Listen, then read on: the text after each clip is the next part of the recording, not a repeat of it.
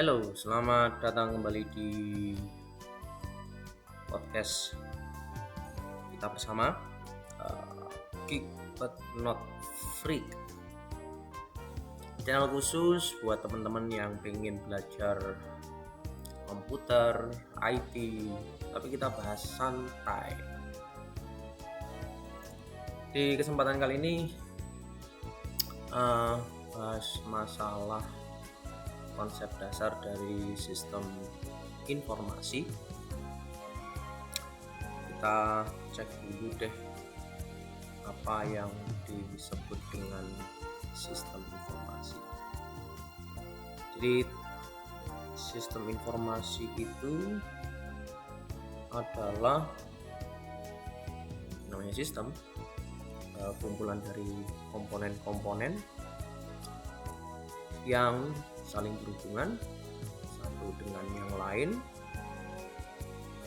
yang dilandasi dengan teknologi informasi agar people atau orang atau user bisa mengerjakan pekerjaan atau melaksanakan bisnisnya dengan lebih cepat, lebih efektif dan efisien.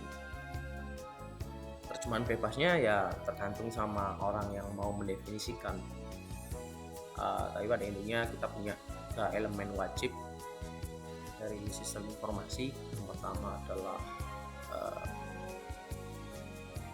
people, proses, dan teknologi informasi. Jadi kalau dibuat gampangnya, 3 elemen itu jadi satu kalimat adalah membantu people melakukan proses atau mekanisme dengan bantuan teknologi informasi. Itu penjelasan bebasnya. Nah, nanti barangkali teman-teman bisa cari sendiri nih ya, sistem informasi itu apa. Intinya ya paling muter-muter di situ aja. Oke, thank you buat yang udah nanya. Oke, nah pertanyaan berikutnya, apakah sistem informasi itu harus selalu berkaitan dengan komputer? Ya, jawabannya iya, karena komponennya adalah seperti itu tadi.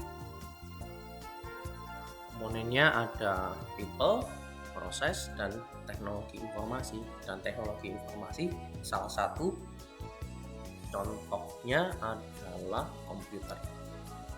Ya, jadi salah satu contoh dari teknologi informasi ya komputer.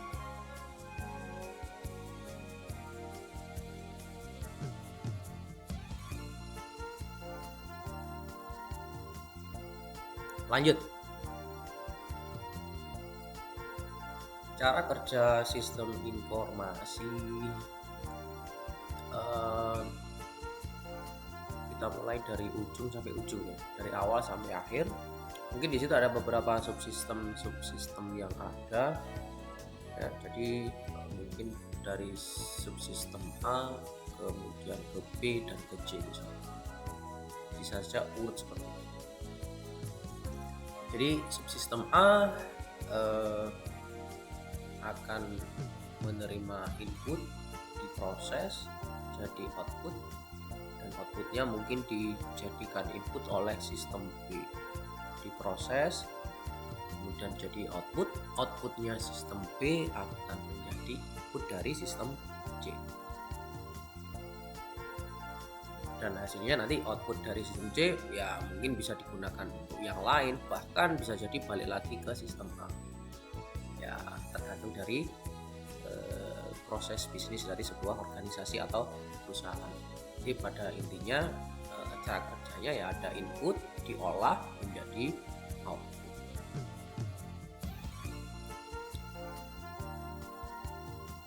Apa saja fungsi dari sistem informasi?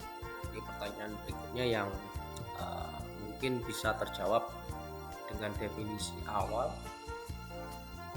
Fungsinya adalah meningkatkan performa, efisiensi, dan efektivitas dalam bisnis. Harapannya sistem informasi itu bisa mempercepat sebuah kinerja perusahaan lebih bagus, lebih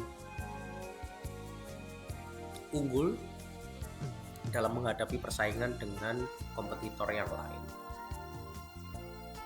atau bahkan bisa digunakan untuk meningkatkan kualitas layanan kepada customer-nya. Itu juga bisa digunakan, itu salah satu fungsi. Jadi apapun proses yang ada di sebuah perusahaan atau organisasi, ketika itu ditempeli dengan sistem informasi, harusnya kinerjanya lebih bagus, layanannya lebih bagus yang diberikan kepada customer, kepada pihak lain, atau kalau dalam bahasa sistem informasinya itu adalah stakeholder, itu jauh lebih bagus lagi. Oke, move on ke pertanyaan berikutnya. Masih banyak ini pertanyaannya. Apakah suatu kelompok dianggap sebagai sebuah sistem jika setiap komponen dari kelompok itu berdiri sendiri dan tidak tergantung terhadap yang lain? Pertanyaannya abstrak sekali. Saya coba memberikan contoh sederhana saja ataupun contoh di dunia nyata. Kalau komponen itu tidak tergantung dengan komponen yang lain, ya bisa-bisa saja, sah-sah saja. Asalkan memang untuk mengerjakannya tidak perlu tidak tergantung dengan pihak lain atau kelompok lain. Ya boleh dia berdiri sendiri. Ya, tapi di dunia sekarang jarang ada sebuah sistem yang bisa berdiri sendiri. Pasti ada hubungannya dengan sistem yang lain. Kalau tidak terhubung berarti ada sesuatu yang terputus. Yang seharusnya terhubung terputus karena dia tidak mau berhubungan dengan kelompok lain atau sistem yang lain. Nah, jadi harus seperti itu kalau mau dikatakan sebuah sistem.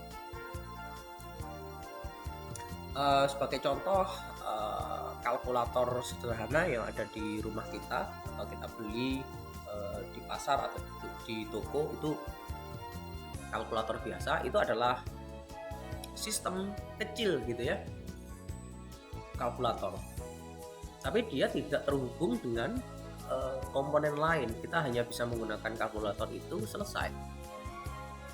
Data hasil kalkulasinya tidak bisa dipakai secara otomatis ke yang lain. Ya, itu disebut dengan komponen yang tidak tergantung terhadap yang lain. Cuman kemanfaatannya ya berkurang, tidak sebagus kalau sistemnya terintegrasi. Good. Pertanyaan berikutnya, setiap ranah kehidupan ini kan punya definisi sistemnya sendiri-sendiri. Oke. Jadi setiap yang ada di dunia ini sudah ada sistemnya atau sudah dibuatkan sistemnya sendiri-sendiri. Oke. Semisal dalam sebuah permainan atau olahraga ada sistemnya sendiri, dalam tubuh manusia juga ada sistemnya sendiri, dan juga dalam teknologi ada sistemnya sendiri. Pertanyaannya, apa yang membuat definisi sistem antara satu bidang dengan bidang lain berbeda selain dari namanya saja? Jadi misalkan sistem manufaktur, sistem pembangkit listrik, sistem pencernaan, nah semuanya namanya sistem. Yang membedakan ya jelas di implementasinya. Sistemnya mengatur apa? Sistemnya mengendalikan apa? Jadi kalau sistemnya mengatur pencernaan, ya kita bisa sebut dengan sistem pencernaan. Jadi tergantung dari domain atau aspek dari sistem itu berada. Tujuannya apa? Jadi fungsinya apa? Sistem itu dibuat. Gunanya apa sistem itu ada? Jadi bukan dari namanya saja, tapi fungsi dan tujuan. Oke, terima kasih atas pertanyaannya. Dan barangkali nanti pertanyaan-pertanyaannya Ada beberapa yang saya kolaborasi, jadi pertanyaannya mirip-mirip saya gabung jadi satu.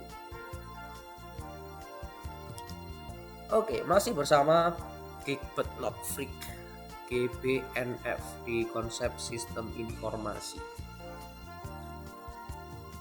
Apa tujuannya sistem tersebut dibentuk dan mengapa harus saling berbagi informasi dan tidak mengolah informasinya sendiri-sendiri? Ini bagus ini pertanyaannya. Kenapa kok nggak sendiri-sendiri? Kenapa kok harus digabung? Analoginya ya tubuh kita saja. Contoh sistem pencernaan, ada subsistem mengunyah makanan, ada subsistem yang ada di lambung untuk proses berikutnya, ada penyerapan makanan di sistem usus. Lah kalau misalkan berdiri sendiri ya enggak jadi makanannya enggak jadi nutrisi gitu ya. Nah itu kenapa harus tersambung. Dan kalau ngomongin sistem informasi enggak bisa berdiri sendiri-sendiri. Kalau berdiri sendiri maka buat apa sebuah organisasi itu ada? Padahal organisasi itu ada, sebuah sistem itu ada karena ada komponen-komponen yang saling terhubung. Ya, sebagai contoh, ya kita pakai online shop atau belanja online. Apa jadinya ketika sistem pembeli dan sistem penjual dan sistem pengiriman itu terpisah? Sekali lagi kalau kita bilang belanja online itu paling gampang lah ya, kita punya 3 subsistem. Yang pertama sistem untuk pembeli, sistem untuk penjual, dan sistem untuk pengiriman. Nah bayangin aja kalau misalkan antar satu sistem dengan sistem lain tidak terhubung, ya, kita kesulitan nanti pesan barang. Pesannya gimana? Pesannya itu harus ke penjual lewat sistem. Kita nggak mungkin bisa ketemu dengan penjual kalau tidak terhubung antara sistem pembeli dan penjual. Lalu gimana penjual barang ini atau toko online ini bisa ngirim barang kalau tidak terhubung dengan sistem pengiriman atau kurir? Nah, itu contohnya kenapa harus saling berbagi informasi. Ya, harus berbagi informasi. Ya. Nah, ngolahnya memang sendiri-sendiri, ada sistemnya sendiri-sendiri, cuma pada akhirnya data-data atau informasi ini saling terhubung. Oke, semakin menarik nanti kita akan bahas di segmen atau episode berikutnya.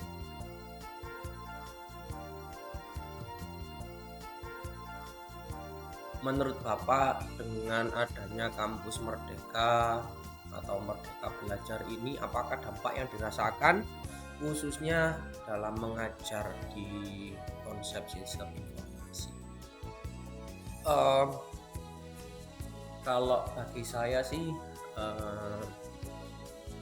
tidak terlalu signifikan ya untuk IT, karena dari dulu cara belajar teman-teman IT itu banyak yang sudah merdeka. Banyak sekali hal-hal terkait dengan IT itu yang bisa dipelajari jauh lebih banyak di luar kelas. Ya, praktek-praktek itu tidak mungkin kalau hanya mengandalkan di kelas saja. Nah, barangkali ini juga bisa diimplementasikan di berbagai macam bidang, berbagai macam aspek gitu ya. Misalkan teknik mesin, teknik elektro, kemudian teknik lingkungan, atau bahkan disiplin ilmu yang lain, misalnya psikologi dan sebagainya. akan jauh lebih banyak manfaatnya ketika kita belajar dari sumber yang bervariasi, tidak hanya mengandalkan dari perkuliahan di kelas. Oke, jadi sangat terbantu dengan adanya kampus Merdeka atau Merdeka Belajar. Tapi selama ini kita ya sudah merdeka, belajarnya sudah merdeka. Cuman konsep dari Merdeka Belajar mungkin ada sendiri sesuai dengan arahan dari Menteri Pendidikan dan Kebudayaan. Oke, mohon maaf belum banyak bisa menjawab pertanyaan ini. Lanjut, mengapa sistem informasi menjadi salah satu jurusan dengan keketatan tertinggi di Indonesia? Makasih udah bertanya tentang ini dan semakin meyakinkan kita semua bahwa memang sistem informasi adalah salah satu, ingat ya, salah satu program studi yang lagi hype. Karena sekarang eranya era transformasi digital dan semuanya banyak yang bertransformasi menuju proses yang digital. Oleh karena itu butuh orang-orang yang siap untuk menyediakan, memfasilitasi transformasi digital di berbagai aspek. Itulah sebabnya sistem informasi juga hadir dalam mensukseskan transformasi digital. Ya. Dan kita tetap butuh disiplin ilmu yang lain. Ya, nggak mungkin orang sistem informasi itu berdiri sendiri, kemudian merasa paling jago di bidang transformasi digital, enggak. Itu teman-teman dari disiplin ilmu lain di bidang komputer bahkan harus mau berdiskusi dan berkolaborasi dengan berbagai macam disiplin ilmu yang lain atau bidang yang lain.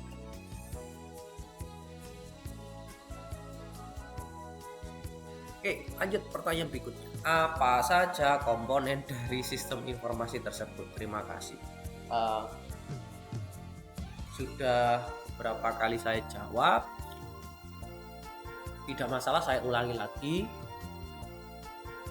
Bahwasanya sistem informasi itu komponennya banyak sekali. Tapi kalau mau dikategorikan paling gampang hanya ada 3 kategori. Ya, kategori teknologi informasi, people, dan proses atau prosedur. Jadi mau dibagi lagi silahkan. Ya, tapi untuk sementara kita cari yang gampang dulu aja. 3 komponen utama, 3 kategori komponen pendukung atau komponen pembentuk dari sistem informasi. Oke, pertanyaan berikutnya. Ini juga pertanyaan yang sering dilontarkan. Apa bedanya teknik informatika, sistem informasi, teknologi informasi? Bahkan ada juga yang rekayasa pelanggan guna, teknik komputer, ilmu komputer, data science, digital marketing, dan lain sebagainya. Banyak sekali prodi-prodi atau jurusan yang mirip-mirip karena semuanya ngomongin komputer, semuanya ngomongin transformasi digital. Nah, kalau mau dilihat perbedaannya, mungkin tiap orang punya definisi beda-beda kali ya. Dan kayaknya sih, misalkan antar satu kampus dengan kampus yang lain, bisa jadi sistem informasinya beda di kampus A dengan sistem informasi di kampus B karena masing-masing punya penciri sendiri. Kan tapi kalau mau pendapat dari saya pribadi, bedanya adalah kalau sistem informasi itu tadi ya, yang diperhatikan adalah 3 komponen itu. Jadi bidang sistem informasi akan melihat sebuah teknologi atau sebuah organisasi dari ketiga aspek ini.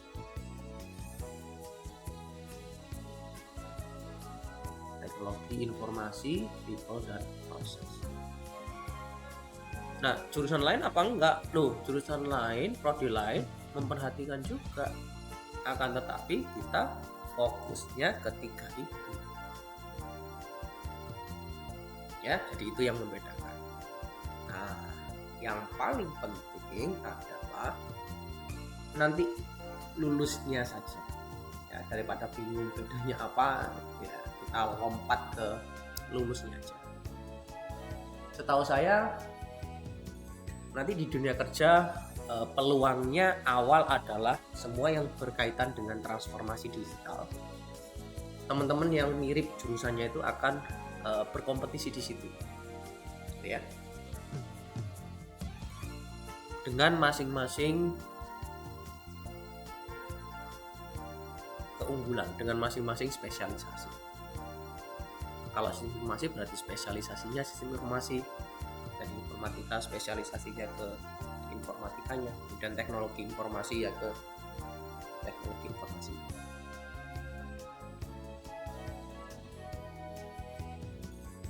Oke. Tapi kalau saya ingin berpendapat, spesialisasinya atau bedanya adalah mungkin teman-teman teknik itu akan mengoptimalkan atau membuat sebuah sistem itu benar-benar optimal supaya lebih cepat, supaya lebih handal, dipercaya. Itu adalah spesialisasi dari teman-teman teknik. Lalu kalau teknologi informasi, teman-teman ini akan menyiapkan infrastruktur terkait dengan teknologi informasi. Nah, nanti sistem informasi tugasnya adalah supaya komponen-komponen tersebut itu bisa berhasil diimplementasikan untuk kebutuhan organisasi. Nanti mungkin ada jawabannya di pertanyaan berikutnya. Nah, pertanyaan yang bagus. Informasi bisa dibilang berguna apabila, ini pertanyaan yang harus saya jawab dengan singkat ini ya. Informasi dibilang berguna apabila dipakai. Titik. Ya. Singkat sekali jawaban saya dan jelas sekali. Informasi itu berguna kalau dipakai. Kalau nggak dipakai ya berarti tidak berguna. Ya.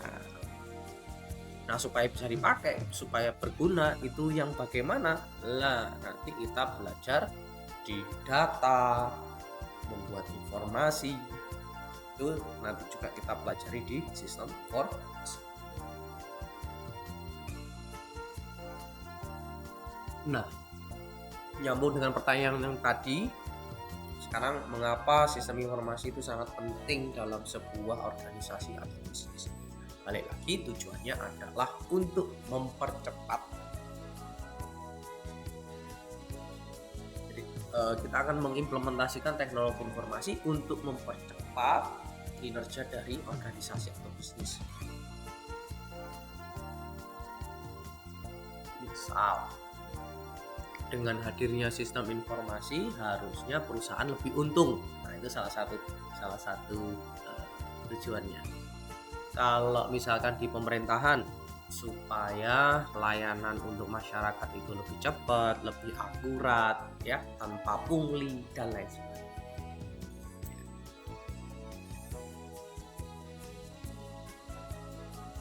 Oke, menurut Bapak, seberapa luaskah prospek SI 10 hingga 15 tahun ke depan? Mengingat masih sedikit orang paham prodi kita ini. Iya. Kalau dibandingin dengan prodi-prodi yang sudah mature, sudah dewasa, sudah terkenal, ya mungkin masih dianggap baru. Ya, tapi di beberapa perusahaan yang besar, perusahaan yang sudah mengerti sistem informasi, ya terkenal banget, ya. Prospeknya tinggi sekali. Buktinya apa? Ya balik lagi ke pertanyaannya rekan-rekan sebelumnya. Kok tingkat keketatannya tinggi ya? Karena emang udah banyak yang mencari sarjana-sarjana yang khusus sistem informasi. Oke, berikutnya apa hubungan dengan dunia manajemen? Karena setahu saya pada saat kita di sistem informasi kita nanti juga akan belajar manajemen. Jadi manajemen nanti kita akan memanajemen 3 komponen tadi, memanajemen teknologi, memanajemen people, memanajemen proses yang ada di sebuah perusahaan. Jadi itu nanti angle dari manajemen di sistem informasi. Nah, bedanya dengan manajemen pada umumnya, kalau manajemen di tempat lain ya manajemennya umum gitu ya. Jadi semua hal terkait dengan manajemen yang ada di perusahaan itu areanya teman-teman manajemen. Tapi kalau sistem informasi yang di manage apa? Yang di manage ya 3 komponen tadi, people, proses, teknologi. Oke, nyambung lagi pertanyaannya. Sistem informasi dikatakan sebagai jembatan antara bisnis dan teknologi. Nah, kenapa? Karena permasalahan yang ada di lapangan ya, yang sampai sekarang ini masih terjadi adalah orang-orang yang ada di bisnis itu tidak paham dengan teknologi informasi. Sedangkan orang-orang yang berkutat di teknologi informasi itu tidak mengerti bisnis. Artinya ngomongnya gak nyambung ini antara pihak bisnis dan pihak teknologi. Ibarat ada pemisah gitu ya, kayak ada sungai di tengah-tengah. Maka kita butuh jembatan ini yang bisa menghubungkan antara bisnis dan teknologi. Ya kalau mau dibuat simpelnya, kita adalah menjembatani antara kebutuhan bisnis dengan teknologi yang ada. Ya. Itu tadi kita akan memanage teknologi untuk kepentingan bisnis. Yes. Lanjut pertanyaan berikutnya masih bersama Geek but not Freak. Bagaimana tips and trick membuat sistem cadangan yang baik seandainya sistem utama tidak berjalan sesuai dengan keinginan? Wah, ini nanti ada mata kuliah sendiri. Namun untuk teknisnya barangkali tidak di tempat kita. Teknis untuk menyiapkan sistem cadangan bukan di kita. Tapi orang SI harus tahu gimana cara membuat sistem cadangan.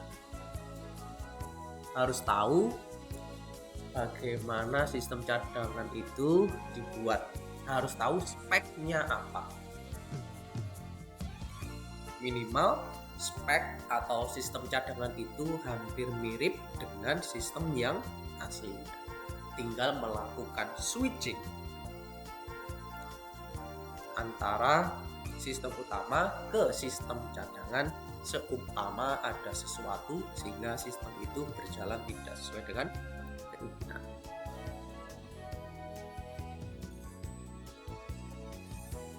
Yuk kita lanjut yuk ke pertanyaan berikutnya. Apakah bisa sebuah sistem mengenali kendala yang pernah dialami atau melawan kendala tersebut agar sistem tidak terjadi kendala yang sama? Jadi misalkan ada sebuah problem di dalam sebuah sistem, apakah bisa dikenali? Nah, di sini kita punya juga yang namanya jadi ada kendala-kendala yang sudah diketahui. Nah, kita punya ini data-datanya. Kita punya list daftar-daftar kendala yang pernah dialami oleh sebuah organisasi di bidang IT. Atau di luar sana sudah banyak contoh-contoh ya kendala-kendala yang dialami. Jadi kita punya dua data dari luar yang umum terjadi sama data internal di tempat kita sendiri atau di dalam organisasi internal ada kendala apa. Nah Nah itu bisa dikenali dengan list tersebut. Jadi sudah pernah ada kejadian X, ada pernah kejadian Y, ada pernah kejadian Z, itu semuanya terekam. Ya, jadi seperti itu. Kemudian bagaimana kalau kendalanya belum pernah dialami? Nah, kalau belum pernah dialami biasanya kita nyari yang mirip-mirip kendalanya. Misalkan ada kendala yang namanya kendala ABC. Kendala A, kendala B, kendala C ini mirip nggak dengan X, Y, Z tadi? Kalau mirip ya sudah, biasanya untuk menanganinya mirip-mirip dengan X, Y, Z. Gitu. Oke, berikutnya, jika suatu sistem sudah memiliki perlindungan seperti antivirus, jadi kayak ada pertahanan, namun masih saja dapat ditembus oleh virus misalkan, apakah ada solusi yang bisa diterapkan? Ya, kalau sudah kena virus ya meskipun sudah dikasih antivirus atau pertahanan ya harus kita keluarkan virusnya, harus kita basmi, kita selamatkan. Yang paling gampang misalkan virusnya itu jenisnya adalah menghapus file, jadi menghapus data-data ya. Nah, seumpama antivirusnya nggak bisa mengenali virus tersebut dan virus itu sampai merusak file, maka kita masih punya cadangan nih. Kita masih tetap punya cadangan untuk bisa mengembalikan data yang ada karena kita punya backupnya. Itu salah satu contoh, dan masih banyak lagi contoh-contoh yang lain ketika kita atau sistem kita kena breach atau diretas dengan berbagai macam cara. Next. Nah, ini hampir sama. Kalau misalkan pertahanannya rusak, apa harus mengganti dan membuat sistem yang baru atau memperbaiki? Macam-macam, tergantung dari kondisi di lapangan. Kalau barangnya masih bagus, ya kita tingkatkan. Ya. Misalkan kayak pagernya ternyata bisa dilompati sama maling. Nah, berarti ditinggiin aja. Nah, bisa ditinggikan. Oh, boleh kita tinggikan. Oh, pagernya sudah tinggi. Nah, kita tambahkan nih, misalkan kita tambahkan pecahan kaca atau misalkan kawat berduri, ya itu contohnya. Ataupun misalkan wah ini nggak bisa ini, kalau dikasih kawat berduri masih seperti ini, ditinggikan nggak bisa, berarti beli pagar baru atau dikasih tembok dan lain sebagainya. Itu analogi kalau kita melihat ada sistem yang rusak, kita bisa ganti atau membuat sistem yang baru ataupun memperbaiki. Ini tergantung dari kondisinya. Nah, justru kehadiran teman-teman SI ini nanti bisa memberikan arahan, memberikan advice harusnya ganti, membuat sistem baru atau memperbaiki. Ya. Oke. Pertanyaan berikutnya, sistem itu kumpulan dari elemen. Apa yang harus dilakukan jika elemen itu tidak bisa bekerja dengan baik sebagai kesatuan sehingga tidak dapat mencapai tujuan yang telah ditetapkan? Wah, ini masalah ini. Jadi di depan harusnya sistemnya dirancang supaya menjadi satu kesatuan dan mencapai tujuan yang ditetapkan. Itu rencananya. Seumpama ada kesalahan perencanaan maupun kesalahan pada saat operasional, maka butuh yang namanya evaluasi. Makanya nanti di sistem informasi Anda akan belajar juga bagaimana merencanakan, bagaimana cara membuat, dan bagaimana cara mengevaluasi.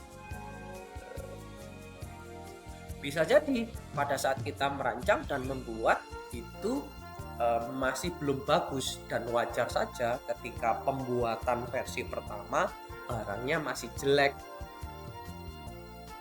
Maka dari itu kita butuh evaluasi supaya apa, sistemnya nanti bisa dikembangkan lagi lebih bagus, lebih kuat dan mencapai tujuan yang ditetapkan. Ya, jadi itu beberapa hal yang nanti juga akan dipelajari di sistem informasi.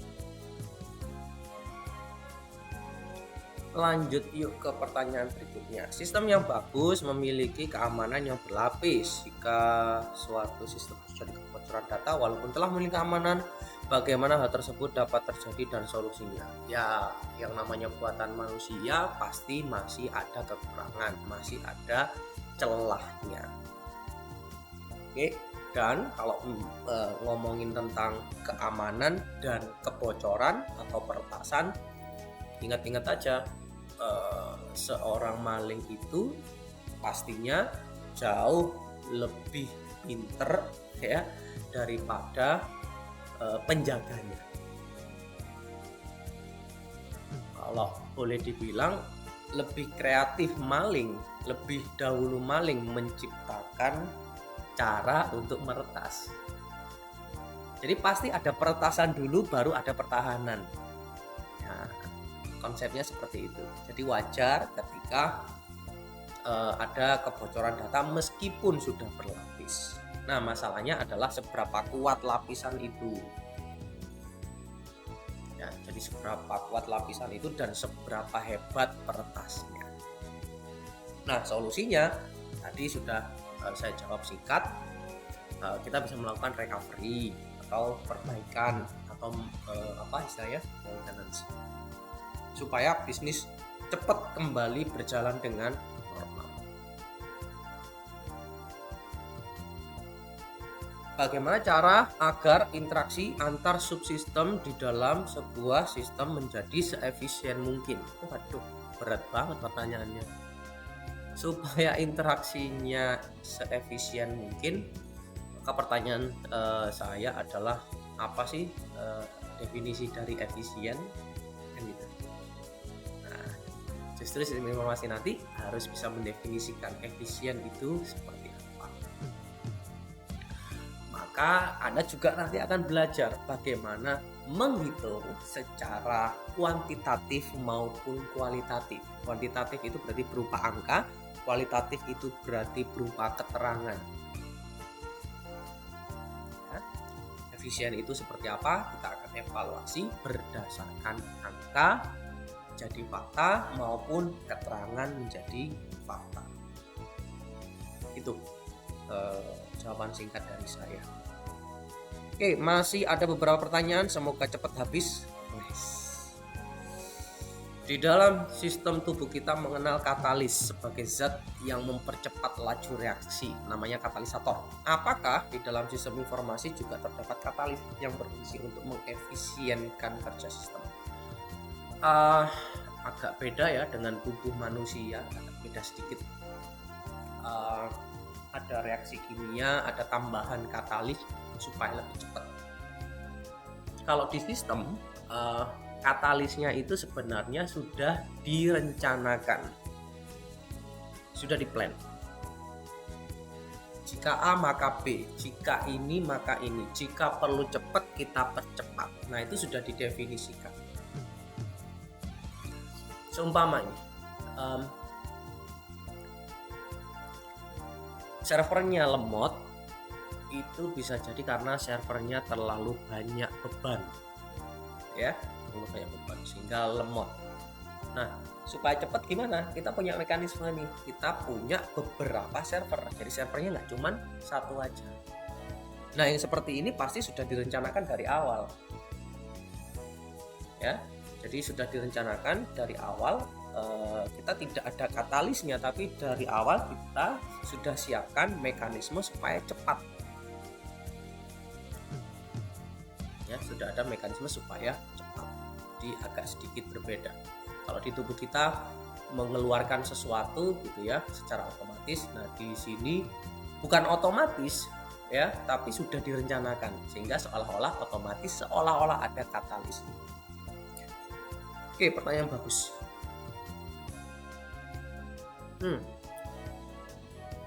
Setiap unsur komponen harus terhubung.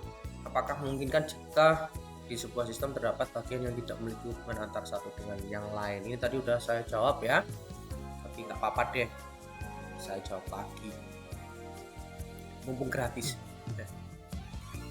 Kalau tidak ada hubungan sama sekali, maka ya namanya bukan sistem ya, tapi subsistem yang terpisah-pisah. Dan sayang banget kalau seumpama sistem itu bisa digabungkan, ternyata masih pisah. Yang terjadi adalah nanti masih manual. Ya, sebagai contoh tadi, seumpama jual beli online, antara pembeli dan penjual tidak terhubung di dalam satu sistem, maka nanti pembeli itu cuma melihat katalognya, pesennya tetap pakai telepon, pakai WA, lah itu tidak terhubung, masih manual. Apakah itu jelek? Oh tidak.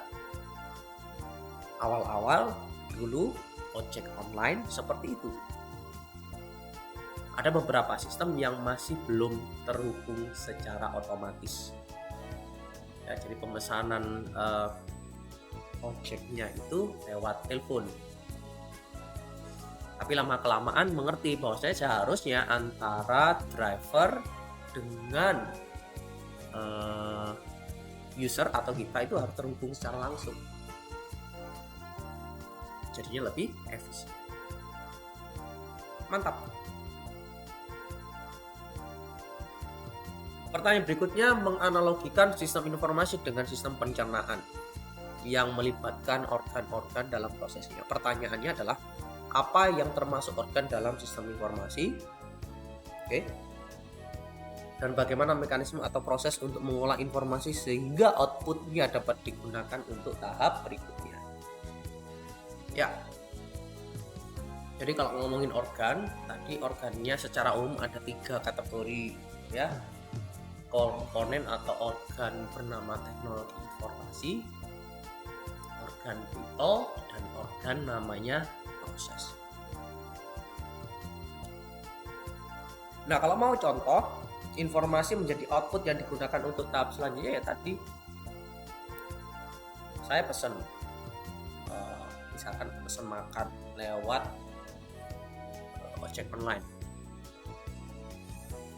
maka pesanan saya ini jadi saya memasukkan ke sistem saya mau beli nasi goreng ya, 2. Nah itu adalah saya masukkan. Nah ini akan menjadi input untuk sistem berikutnya, ya siapa? Penjualnya. Kemudian ada ojek online-nya nanti yang mengambilkan. Nah itu jadi input bagi sistem berikutnya. Ya, itu contoh. Nanti mungkin lebih banyak lagi dan mungkin beberapa pertanyaan yang sebelumnya bisa menjawab pertanyaan.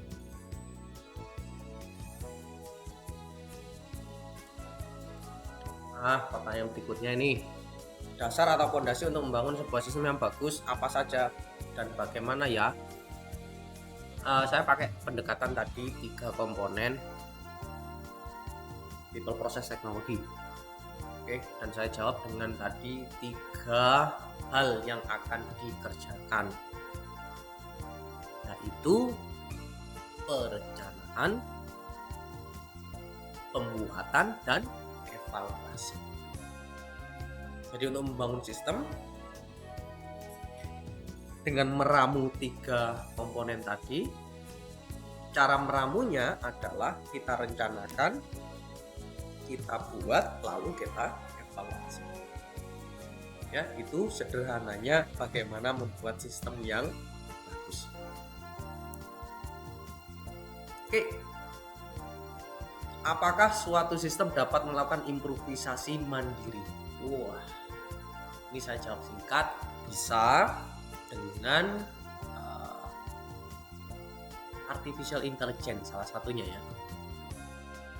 Sehingga sistem itu bisa mikir secara mandiri, sama seperti orang ya, berpikir, memutuskan sesuatu, melakukan sesuatu tanpa harus dikasih tahu. Ya, ini contoh dari improvisasi mandiri. Jadi misalkan butuh improvisasi, maka sistem itu ditambahkan artificial intelligence. Jadi seolah-olah di situ ada manusianya yang bisa berpikir. Ya. Nah, tapi saya masih yakin sehebat-hebatnya artificial intelligence yang dibuat oleh manusia masih lebih intelijen manusianya. Kan? Karena manusia itu masih diberikan yang namanya nafsu atau keinginan, ya, atau kebutuhan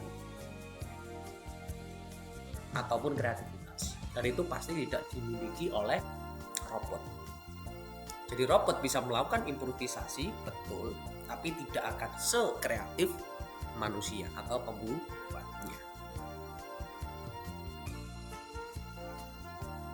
Oke, pertanyaan berikutnya, apa hal yang perlu diperhatikan sehingga menghasilkan output yang baik dalam sebuah proses? Itu tadi harus sesuai dengan tujuan dari organisasi, dirancang dengan benar,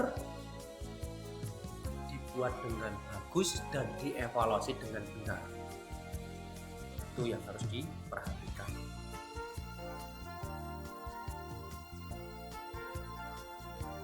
Oke, sepertinya pertanyaannya sudah habis.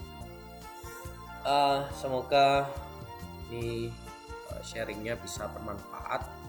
Nanti kita sambung di topik-topik yang lain. Tetap stay tune di podcast Geek But Not Freak bersama saya, Sony. Sampai jumpa.